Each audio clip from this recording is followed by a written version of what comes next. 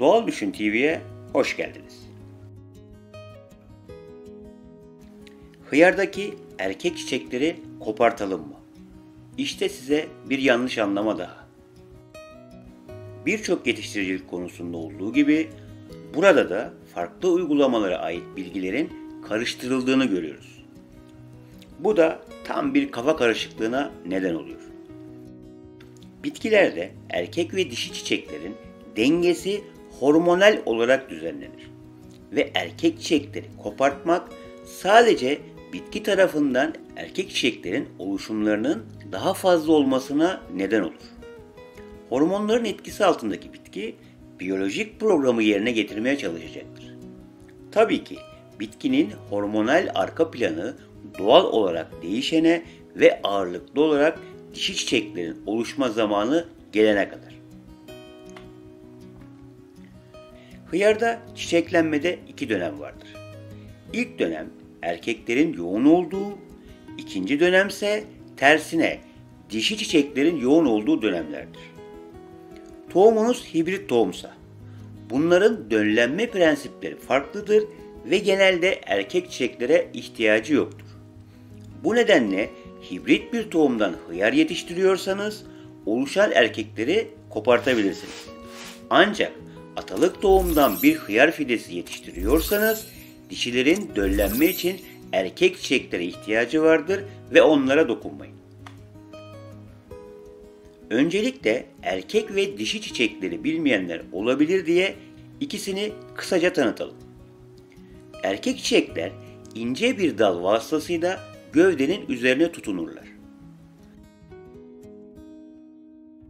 Dişi çiçeklerde çiçeğin tabanında minyatür bir salatalık veya kabak gibi görünen küçük şişmiş bir yumurtalık bulunur. Atalık tohumdan üretim yapıyorsanız her ikisi de bize lazımdır.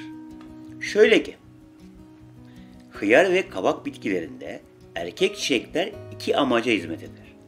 İlk görevleri açtıkları zaman arıları bahçeye çekmektir. Bu olay ilk dişi çiçekten ortaya çıkmasından yaklaşık 10 gün önce gerçekleşir. Bahçenizin içinde ve çevresinde arı aktivitesini gözlemlemelisiniz. Çiçeklenme başladıktan ilk 10 gün içinde çok az sayıda dişi çiçek görebilirsiniz.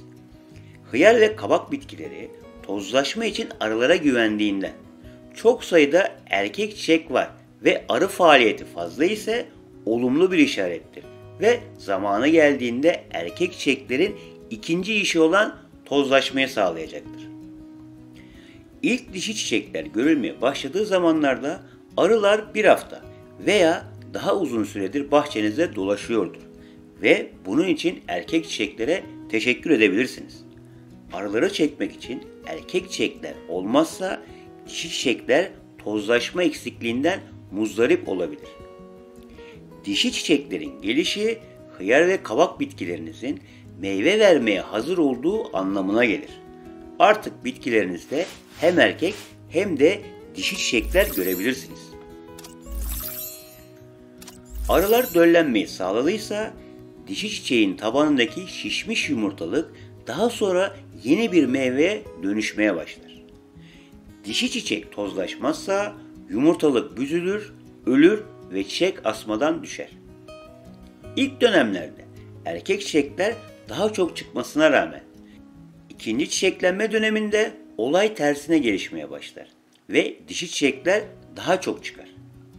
Bu sefer de tozlaştıracak erkek çiçek bulmakta zorlanabilirsiniz. Bu dönemde söğüt suyuyla yapacağınız sulama erkek çiçeklerin çıkışını arttırabilir.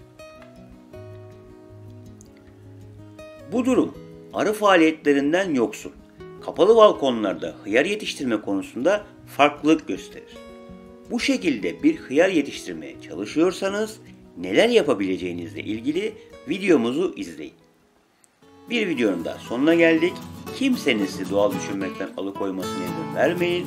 Sağlıklı kalın, sağlıcakla kalın.